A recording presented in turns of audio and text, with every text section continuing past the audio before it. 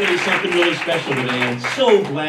I'm so glad to see so many people here. My name's Brian Callanan. I had two daughters go through the Intergenerational Learning Center not too long ago. Joan Whitley was there helping us out. Thank you, Joan. There's so many great faces and names here to remember, but we have a very special connection to this place, and I've said it to a few people. If you didn't have a child go through the ILC, you know one that did, and if you don't have a parent or a grandparent that is here at this wonderful facility, you know somebody who did as well. There's maybe 1 degree of separation here in West Seattle. There's a lot of love in this community here, and it's really shown in the crowd that's shown up today.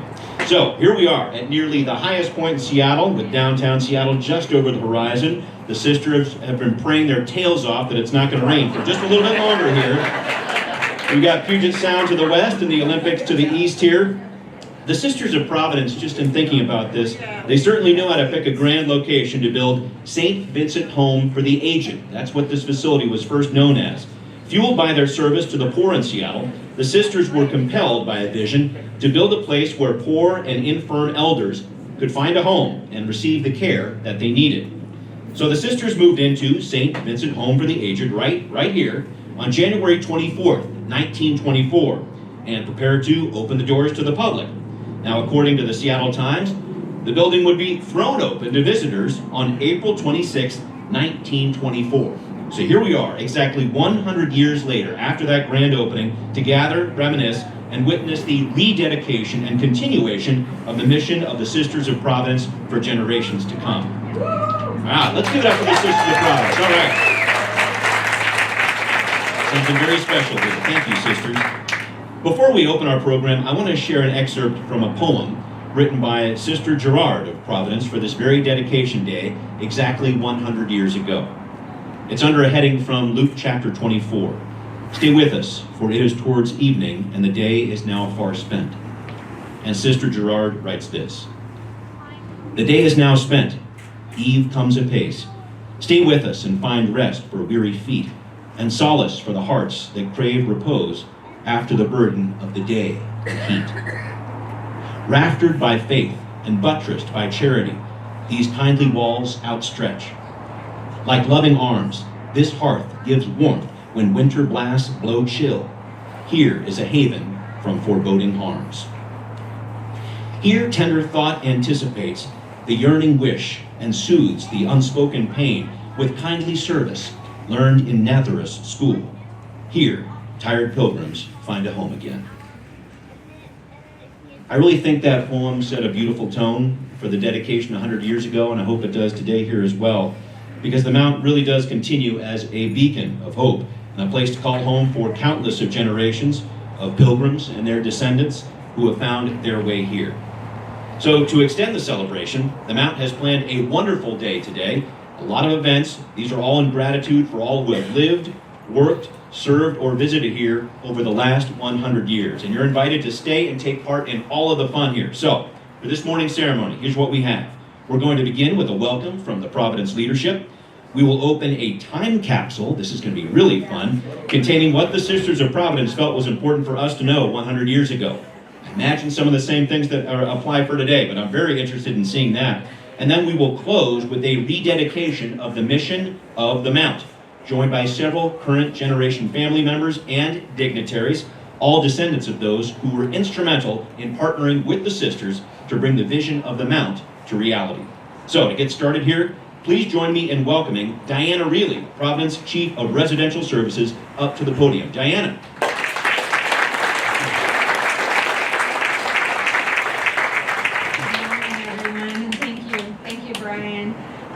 What an honor it is to be here with all of you today. Thank you so much for taking the time to join us.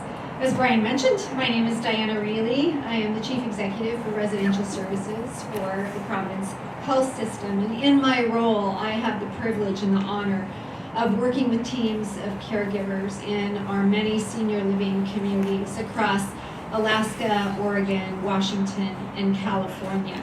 All of them delivering compassionate, exceptional care every day, but none with the history of 100 years like Providence Mount St. Vincent. So I want to start by going way back and remind us that On the heels of World War II, in the early 1920s, the Sisters of Providence had very few resources and were literally serving the poor in the streets and local poor on the farms here in Seattle. I want to pause here for a moment because I am a native Seattleite, 5 generations of my family on both sides from Seattle. My parents both grew up in West Seattle. My dad on a farm that is now commercial space in Seattle. So when I think about the Mount, I also think about this incredible personal bond that I have to it. Seeing most of my life traveling around the West Seattle area, seeing the Mount up on the hill. But what I also want to add is that this morning when I had conversations with many of you, it struck me that all of you are not from West Seattle.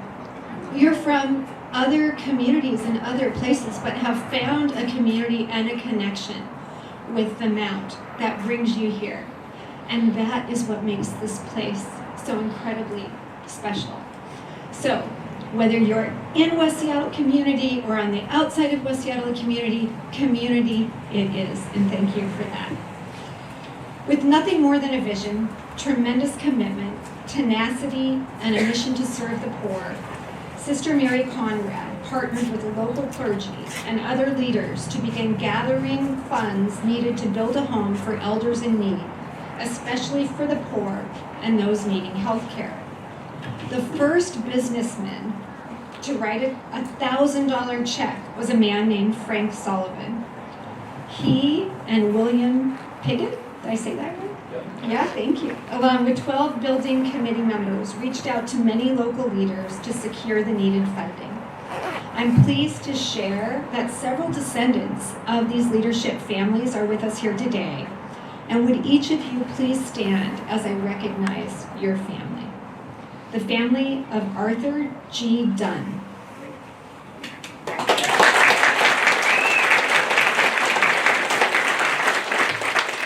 The John T. Heffernan family.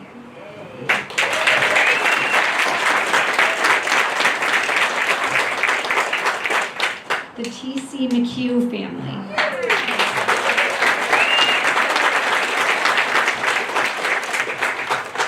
The R.G.H. Nordoff family.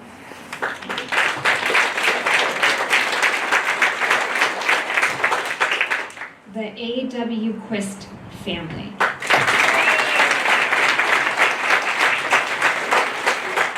And just a note about Quist, he was also the primary building contractor.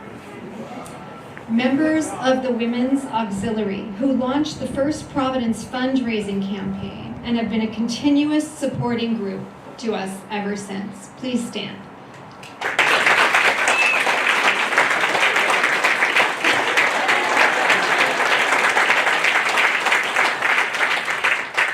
The Frank and Ida Carroll family. Frank was the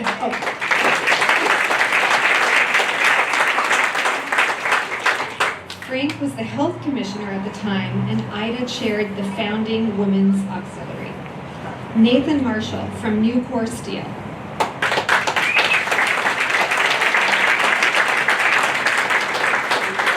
Nucor provided all the steel for these buildings, which was over 1 million pounds. And shortly, Nathan will help us open the time capsule. Thank you all for being with us. These families and advocates did the amazing work of reaching out to countless others to ask for support to build the Mount.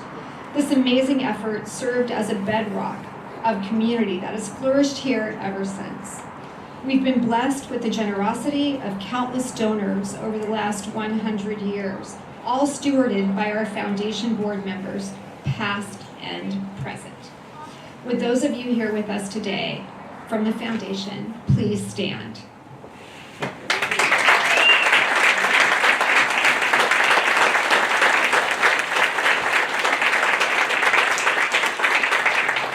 Thank you to all of you for your steadfast generosity and for your service. Lastly, and by no means least, representing our Sisters of Providence, for whom without their efforts we would not be here today. We have with us Sister Charlene Hooden.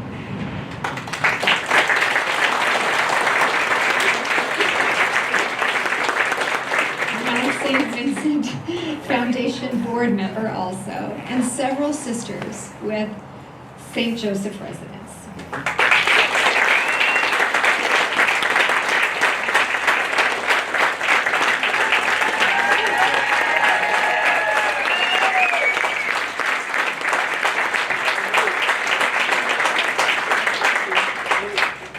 Thank you, sisters, for carving the way for us to now go forward. At the end of today's program, it would be an honor if each of you, with these founding families, Sisters of Providence, along with past and current Foundation board members, would come up to join me for our ribbon cutting. The sisters started out with nothing more than the vision, commitment, tenacity, and their mission to serve the poor and vulnerable, in building and in serving in this extraordinary place. Along with partnership with the community, they truly had everything they needed.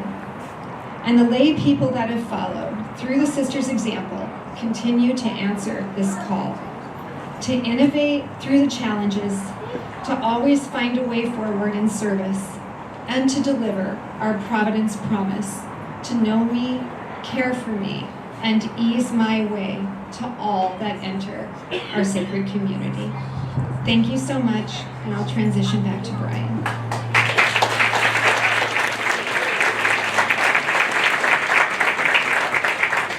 Thank you so much, Diana. I just want to give another round of applause to all these families here who built this up over the past several generations. They're a lot to be proud of. Thank you. Thank you for your family service here. All right, before we open this much-awaited time capsule, I can't wait to see what's inside of it, can't you? The Mount is also being recognized by King County and the City of Seattle with some proclamations on this day. And first, if I could, let me give a shout out to Jenny Houston, the Strategic Policy Advisor for King County Executive Constantine. All right, thank you for coming. Really appreciate that. And the county's proclamation goes like this.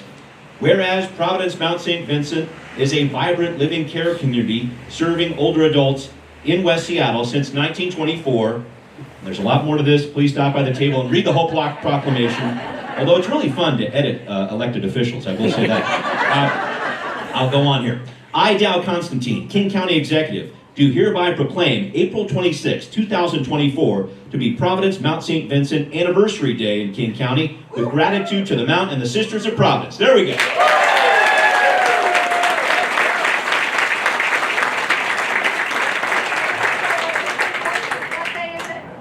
April. No, what is it called?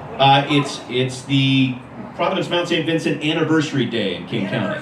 That's what we got. That's what we got. Thank you for the clarification there. We got to know what we're talking about. All right. We got a whole nother day coming from the City of Seattle here, so let's talk about that one. Here's an excerpt from the City of Seattle's proclamation. Whereas the Mount represents the spirit of our One Seattle vision, rooted in building a community that is inclusive and welcoming for residents and neighbors. And recognizing 100 years of service, I, Bruce Harrell, Mayor of Seattle, proclaim April 26, 2024 to be Providence Mount St. Vincent Centennial and Rededication Day. Let's give it up for that.